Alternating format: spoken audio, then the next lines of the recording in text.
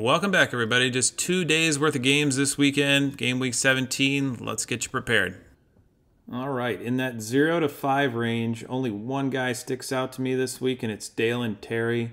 Not real productive with a .66 point per minute, but with a 4 L10 and a cost of $1.35. The Bulls have a tough matchup at home against Cleveland. He will be out there. Torrey Craig's going to be out 8 weeks. Right now, we've got a whole bunch of these for sale for under $2. So if you need a guy for an underdog, or if you want to go high end and just stick a flyer in at the end for your contender, I'd say he's in play for you. Moving on in that 6 to 10 range, I'm going to start with JaVale McGee. A productive 1.12 points per minute. The issue for him is he doesn't get very many minutes, but he has played in 23 games this year, so he usually gets out there a little bit. We look at his rotation minutes, 6, 4, 4. He got 12 the other night. They were getting blown out. They do have a back-to-back. Second game of that against a tough Minnesota defense. That could be a rough one for Sacramento. So I'd expect him to be out there in one of those 2 games at least this weekend. I think you could definitely do worse at 6 for an L10 and dirt cheap, under $1. Definitely a guy you can throw in there as a flyer. Definitely did not expect Sam Merrill to come out and follow up his 39.3 with a 40.6 yesterday. But again, this was without Donovan Mitchell. But he's just killing it. 8 out of 14 from 3 last night. Right now he is 7 for an L10. 1.07 points per minute. So that probably drops. I mean, I can't imagine he keeps up this level of production. But the minutes are there right now. The opportunity is there. He's got all the momentum. $9.23 is too much for me, but definitely a good play this week if you've got one. Well, I'm taking the good and the bad with Trayce Jackson-Davis right now. I accidentally broke up a lineup that's going to place an underdog and sold him this morning because he was all the way up to $18. I think once the game week ends and people have them out of their lineups and can sell him, he's probably going to go down a hair, but he is one of the best plays on the board this week. A productive 1.06 points per minute. Rotation-wise, Looney's been losing a little time. Saric has been playing less. And Jackson-Davis, they really like his length. They need his front court minutes right now. Came up with some big block shots. Had a great game against Boston. So I think he's definitely in play. They've got 2 good matchups this week. You've got Washington and Portland. So you have to decide, if you own him, you have to decide whether you want to sell him or you want to play him this week. I elected to sell him just because you don't get $18 for guys that you bought for $4 very often. So took the money. If I had him, I would definitely have him in this weekend. I keep banging the drum on Alec Burks, but he just keeps becoming more and more affordable. Right now, he's about $1. 0.93 a minute is pretty productive. Averaging 18 minutes on the season. His minutes have been a little sporadic lately. Right now, played 23 last game. They were actually in the game. He closed the game with them. Had a terrible game. Still put up more than 10, though. 14-4. This guy had a 40 early in the season, 30, bunch of high 20s. If they showcase him for a trade, he's going to be a valuable guy to have. And right now, they've got Brooklyn. It's a good matchup over the weekend. Just one game. But he's so cheap. I mean, he's a great flyer right now with an L10 of 10. I think Jayshawn Tate in Houston is a decent ad right now. Getting a consistent amount of minutes. He's been right around that 18 mark most of the season. As you can see, the last couple games, he missed one with an illness, but then he came back. Same thing, 19, 16, 19. He is right around 0.78 a minute. So if he gets in that 20-minute range, you're looking at, a 16-point performer. I would say L10 of 10 is a little low. If you look at his game logs, he's had some games this year where he scored in the 20s. Dirt cheap again, just like Burks, and 2 games this weekend. So I might want to take advantage of that. Moving on to that 11 to 15 range, the first guy I want to highlight is Chris Boucher for Toronto. Talked about him before. He's a 0.97 point per minute guy, so he just needs some minutes. L10 of 11 is a little low for him. $2.23, still really valuable. This year, his top game is somewhere in that low 30s. I would say he's going to get you somewhere in that 15 to 20 range fairly regularly, though. So for an L10 of 11, you could certainly do worse. Toronto has 2 games this weekend, one at Philadelphia and then a back-to-back at home against Utah. And right now we're looking at 223 for last year, 261 for this year's card.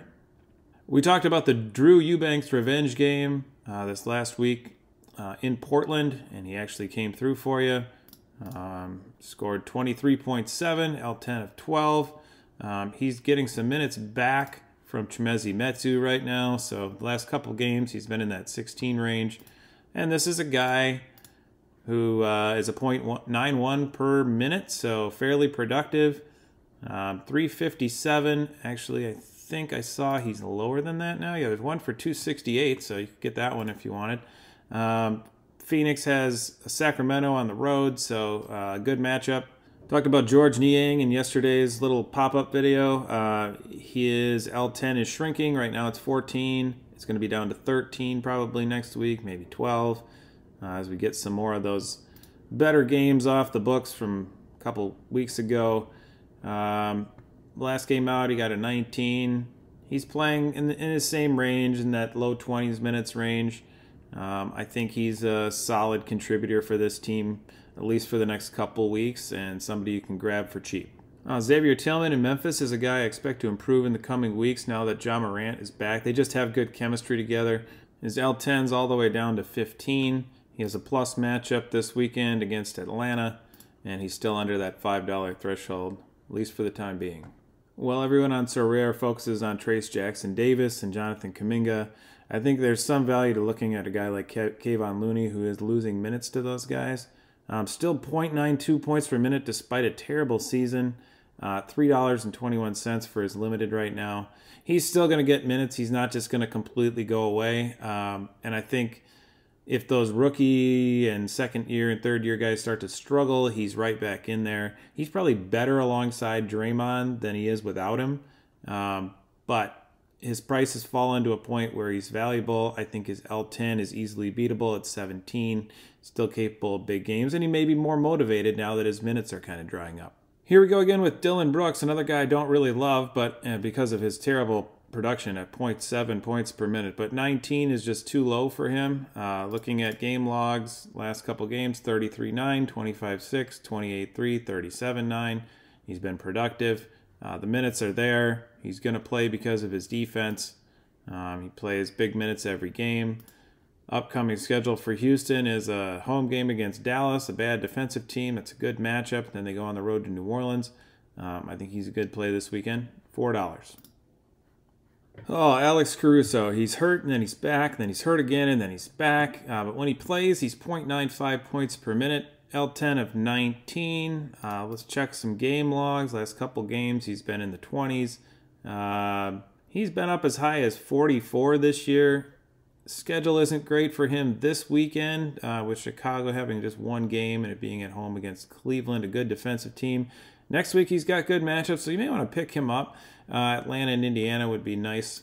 And then he's only $3.34. I mean, it's surprisingly low for this guy. I think with Craig out and Levine out, he's definitely going to be locked into some big minutes when he's available. Last guy at 19 I'm going to highlight is Norman Powell from the Clippers. The Clippers are playing really well right now. Big winning streak.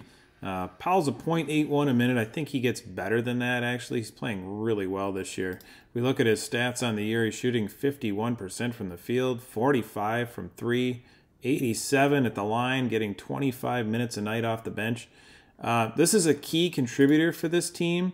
L10 of 19 seems a little low. If we look at his game logs, he's been in the low 30s, some in the 20s. I mean, pretty high floor for this guy when they're playing well. With Paul George out, he probably gets a little bit of a boost. That's the last game here. But yeah, if any of those Clippers guys miss, this is a guy you're going to want.